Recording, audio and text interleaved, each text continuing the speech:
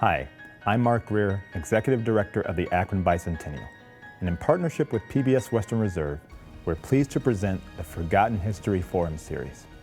The Forgotten History Forums will explore aspects of Akron's history that, while critical to our development, are not often discussed. Throughout this year-long series, we'll highlight seminal points in our history, some undiscovered, and others which still challenge us today. Topics will include women trailblazers in Akron's history, the development of the new Akron History Anthology published by the University of Akron Press, Akron's Native American history, the history of deaf rubber workers, the impact of urban renewal, particularly on Akron's Black community, and the history of the African American Church, among others. On behalf of the Akron Bicentennial, we hope you enjoy our Forgotten History Forum series.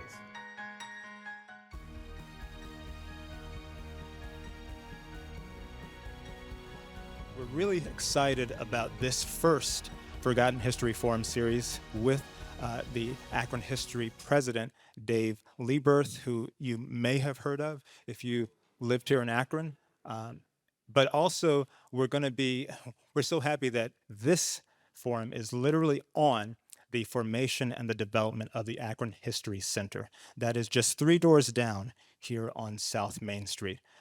We're going to be having the grand opening of the Akron History Center on April 5th. That's Saturday morning at 11 a.m. And I've already been inside, and it's amazing. You're going to want to come and see that. And again, the grand opening will be April 5th, 2025. I want to just say a word about Dave Lieberth. We work rather closely together with the Akron Bicentennial. I first met Dave when I was working at Leadership Akron, and Dave has been such a wealth of resources and knowledge, not only to this community, the entire city of Akron, and really our region. No one has written more and advocated more for the history of Akron, and so we're really honored to have him to be the opener of the Forgotten History Forum series.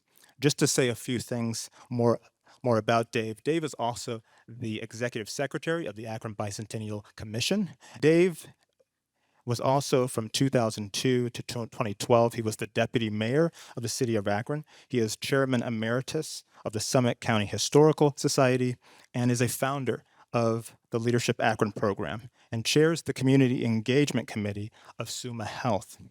Dave is a founding member of the LeBron James Family Foundation Advisory Board, and in 2019, the Akron Community Foundation selected him to receive the annual Bert Polsky Humanitarian Award. And I will just also say Dave is a devoted husband, father, and grandfather, and we are so glad to have him come and share this Forgotten History Forum series on the Akron History Center. So please help me give a warm welcome to Akron History Center President Dave Lieberth. Thank you. Let me talk a little bit about the planning for the bicentennial. When I left the mayor's office in 2012, I knew that we had only 13 years left until the bicentennial would be celebrated. And so I wanted to be sure that we had our own house in order at the Summit County Historical Society. We knew that we would need to develop some platforms for the bicentennial on which we could mount information, both historical information and celebratory information. And the first of those platforms was the Akron History Center. So what we wanted to do in 2022 was create, and this is a simple mission statement, an enduring free exhibit of Akron's 200-year history. Now, in Akron, we have about 15 organizations by my count that operate some sort of history museum or exhibit in one way or another. But there's no one place where the entire history of the community is told. That is something that Cleveland has, Columbus has, Cincinnati has, Dayton has, Toledo has, but we didn't have. And so here was an opportunity for us to develop that one place where all the history of Akron could be told. So let me tell you about the Akron History Center by the numbers. There are 62 exhibits. Right now, there are 113 artifacts displayed. There are 30 video flat screens. There are 22 separate video presentations, PowerPoints, and several narrated with audio. Plus, there are 64 video biographies of Akronites who impacted America. It's one of our exhibits on the Main Street level. We have selected 64 people who, in Akron's history, who have gone on to have an impact on the country in sports, in show business, in science, in the professions, in literature, in poetry, in acting, in the arts, and so forth. And then by the numbers, we have 84 individuals, corporations, foundations, and government sponsors who have given us money in order to carry out this project. As of today, we've raised $2,200,000. And frankly, we've spent most of it at this point. So that's when you see a world-class set of exhibits next door. That's why we've bought and paid for the best that we could find.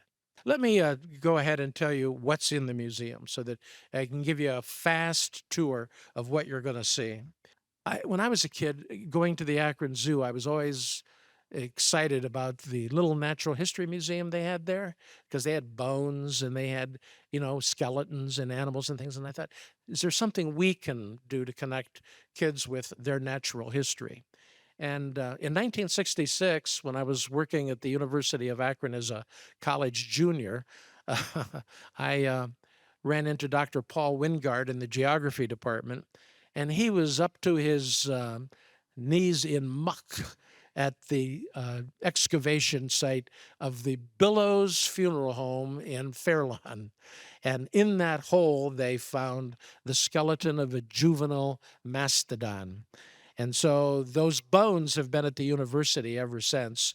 So when you walk into the Akron History Center, you're going to see the vertebrae of a juvenile mastodon that actually once trod the grounds here in Summit County. We could exhibit the original piece, and so in a number of cases, what we've had, thank God for modern technology, we have had a 3D printer using polyurethane materials to reproduce with great precision some artifacts that we didn't want to display, but we didn't want people to hurt. They can touch them, and that is the juvenile mastodon vertebrae. Also, we have a blade that was found on the estate we now call Stan Hewitt along the Portage Path about 100 years ago. We acquired it in an auction about 20 years ago, and that blade is touchable by the kids so that they can touch exactly what something that relates to our history of indigenous people in this area. So then you walk up the steps. You can take an elevator too, but take the steps because there's 40 steps in the building between the 3 floors, and 20 of those steps have been labeled. We call them the 20 steps to social justice. Now, these are topics that are harder to exhibit, not to tell in a narrative form, but to exhibit. So what we've done is that we've labeled 20 of those steps that starts with the Northwest Ordinance in 1787 that protected civil liberties and outlawed slavery, John Brown, Sojourner Truth, President Lincoln's call to arms are all mentioned as on those steps, the founding of Wesley Temple, the attempted lynching in downtown Akron in 1900, the chartering of the NAACP in 1917. Both good and bad, the dominance of the Ku Klux Klan in 1926, where it pretty much controlled local government. The mayor was a member of the Klan. Several judges were. Most of the Akron School Board was. And a lot of people just saw them as another political party. And so they did not take into account the hatred that they spewed. And it wasn't so much for Black residents because we only had a couple thousand Black residents in the 1920s. But what they were mostly against, the Klan, were the papists and the Jews. And by the papists, of course, I mean the Italians and the Irish, who they hated, along with the Jews and also the blacks. And so the Ku Klux Klan dominated the area until, as Claire Dickinson writes in his chapter of the new anthology, Wendell Willkie provided great assistance in demolishing the Ku Klux Klan's power in Akron, along with C.L. Knight, who was the publisher of the Akron Beacon Journal and hated the Klan himself. In 1946, Akron was the intersection of the deaf. We had the largest, in their words, deaf colony in the United States. So that's one of the steps as well as we worked our way towards social justice, recognizing the rights of people with disabilities. Certainly, we also talk about the development of the Fair Housing Contact Service in the 60s and the founding of America's really first sustainable victim assistance program in the country by the Reverend Bob Denton. It goes all the way up to 2011 when LeBron founds his I Promise program, and 2014 when Akron played host to the International Gay Games. All of those events are listed on the steps, and our hope is that we will be then able to provide QR codes and access to the full stories behind them on the website that we will be developing as well. Lori asks, what about Akron is it that allows us to punch above our weight? It is our strongest asset, and I would tell you it is our size. We are well proportioned and well sized for success. David Giffords put it another way. He said, Akron has everything. We only have one of everything, but we have everything. And so here we sit 30 miles from Major League baseball, basketball, and football. Here we sit an hour away, half hour away from cultural attractions that can't be duplicated anywhere in the world. The symphony orchestras that we have, the art museums that we have. But Akron remains the largest small town in America. Lori, our size is our biggest advantage, the sense of collaboration. When we employed a consultant in the mayor's office back in about 20 years ago, he said Akron is unique among American Midwest industrial cities in that you can go from your thought process of an invention you'd like to see right up to getting the prototype off the line right here without ever leaving town. We have been an amazing concentration of talent over the years that we want to exploit in this museum by encouraging young people to think beyond themselves. You know, John Meacham, the historian, and many of you have read his book, Soul of America, I suspect, he talks about the fact of what the value of history is. He says that the crises of our own times, when we feel overwhelmed by world events and things that are out of our control, we should be able to look back and understand that people who came before us with measured attendance to these problems found solutions to the problems. That's the value of history. It's to provide perspective. And so, as desperate as people sometimes think things are today, we've always been there. A riot on our main street in 1900, being overtaken by a mob of 3,000 men and women walking down Main Street. We have pictures of it in white hoods and white gowns for the Ku Klux Klan. We've been here before. We had protests during the Vietnam War. We had what some would call a riot in 1968 on Worcester Avenue. Although the men who were on the street in that riot said that it didn't become a riot until the National Guard showed up. In one of our programs that we did here to commemorate the 50th year anniversary of that, we've had problems and we've overcome them. You know, what city in America lost 30,000 well-paying jobs over a decade and bounced back, no pun intended, to a polymer industry that today just recognized this past summer collecting $100 million to develop new technology around polymers here in Akron. Okay. So that's what the Akron History Center, in a very serious way, I hope, will accomplish. Thank you again, Dave, for that. Just wealth of information. We're really looking forward to the opening of the Akron History Center. And again, April 5th. Please save the date.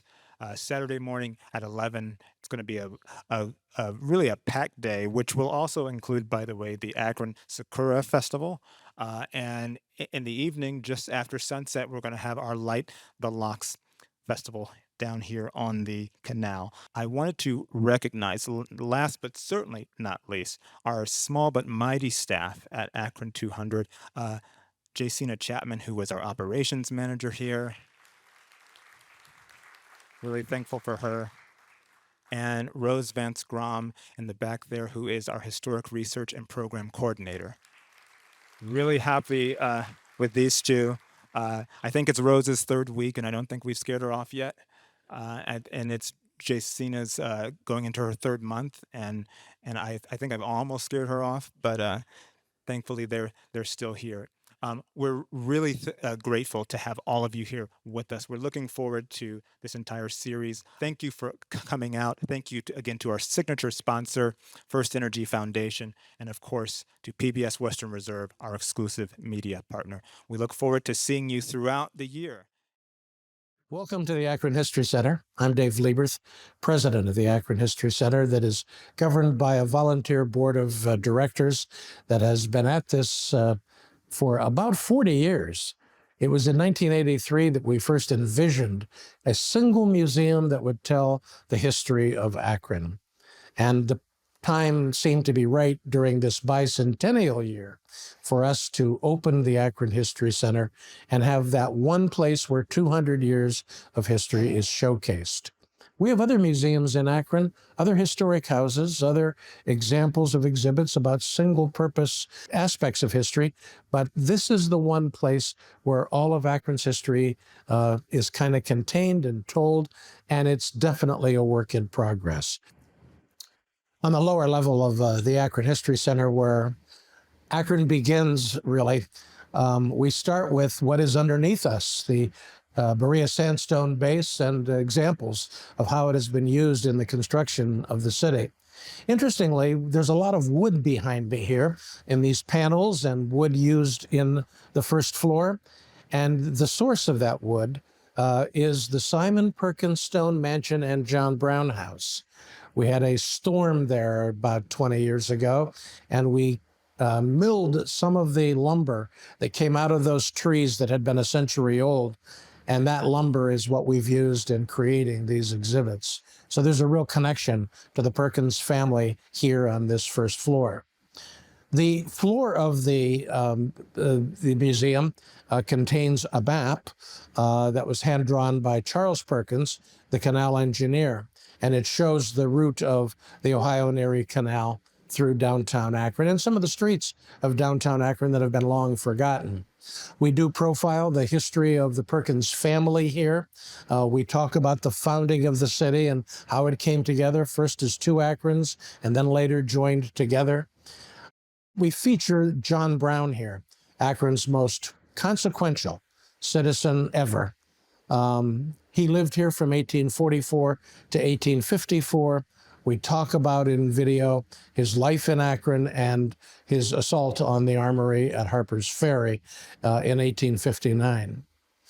Akron played an important role in the American Civil War, so there is a display case here featuring the artifacts that were collected by Colonel George Todd Perkins, who fought in the Battle of Chickamauga.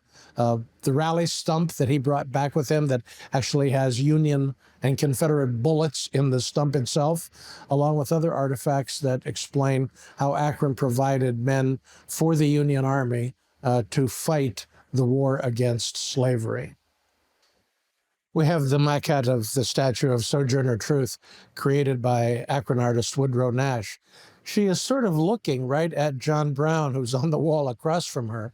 And it's relevant because in 1851, Sojourner gave her famous Ain't I a Woman speech, as it's been called, at the second annual National Women's Rights Convention at the North Street Church.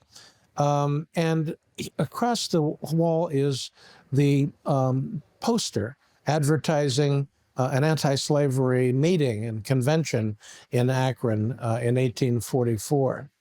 We also have the only photograph here that was taken of John Brown in Akron by the photographer Battles, who had a studio in downtown Akron. Here on the second floor, the middle level of the Akron History Center, we have called it Boomtown, emphasizing Akron's history in the early 20th century and very late 19th century. Here we tell the story of and the importance of whiskey and alcoholic beverages in Akron's history, both whiskey and beer. And that leads to Akron's thirst for sobriety and the telling of the story of the founding of Alcoholics Anonymous in 1935. One of the artifacts that we are proudest of is the door to Dr. Bob's office at the Second National Building, where he had an office from about 1915, when he was a young physician, right up to 1950 when he died. We also tell the story of the founding of AA with artifacts from the Mayflower Hotel and from St. Thomas Hospital. We tell the story of labor in Akron, the founding of the United Rubber Workers at the Portage Hotel with John L. Lewis in the 1930s, and the story of the big strikes, the sit-down strikes at General Tire and Goodyear that led to the formation and eventual certification of the United Rubber Workers Union as a representative of the hundreds, thousands of men and women who worked in the rubber industry in the city of Akron. The other part of the Boomtown exhibit is about the manufacturers in Akron. We have one display case called Akron Originals, which talks about everything made in Akron that was not made of rubber. That includes the cereal industry, the clay products industry, the fishing tackle industry, the publishing industry, just to name a few. But of course, the principal focus is on the rubber companies and the making of rubber products and tires during the 20th century when Akron was the rubber capital of the world.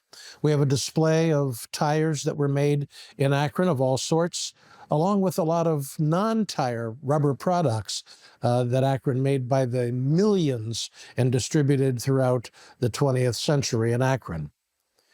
We have one exhibit about lighter than air, using girders that were made for the USS Akron. These girders frame our Lighter Than Air exhibit, which includes a working model of the famous Goodyear air dock that was distributed by the company to its tire stores in the 1950s. We focus on the Guggenheim Airship Center Institute that did research and had at one point the largest vertical wind tunnel in the United States. And we have the actual model that Dr. Carl Arnstein had made for the USS Akron to test the dynamics in that wind tunnel. Mrs. Herbert Hoover was the person who dedicated the USS Akron, and reminiscent of that moment in time in 1930, we have the actual flag that was being flown on the USS Akron that day. And when she pulled that rope to reveal a panel that let loose homing pigeons, we have the actual rope that she pulled thanks to the Lighter Than Air Society, our partner in harvesting these artifacts and putting them on exhibit here today. On the street level of the Akron History Center, we tell the stories about Akron innovation, Akron's music history, and we sort of bring the city up to date in the 21st century. Our largest exhibit on this floor is Rhythms of the Rubber City, which talks about the history of music in Akron from the 1880s and the founding of the Tuesday Musical Association right up to today's Black Keys. In between, the largest part of the exhibit is devoted to the Akron sound. that group of musicians that created something called industrial rock between roughly 1975 and 1985, most prominently known by the group Devo, but also including Tin Huey, the Waitresses, the Unit 5, and the Numbers Band, and others.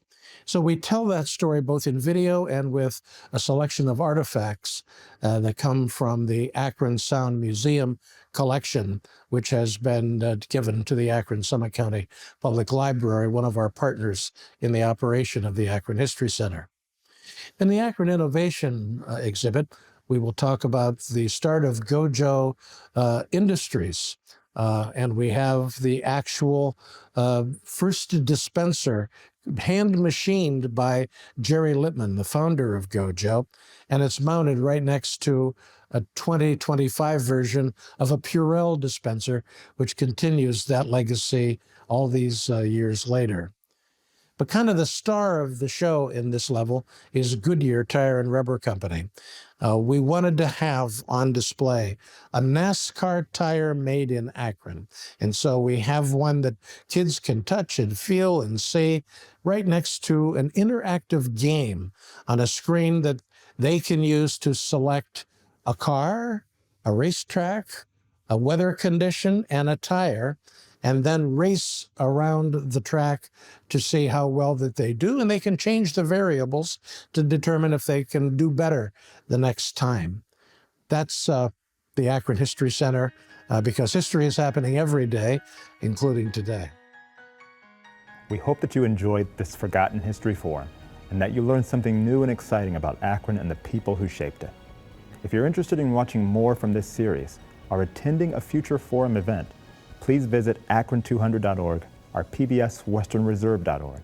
Thanks for watching and celebrating Akron's bicentennial.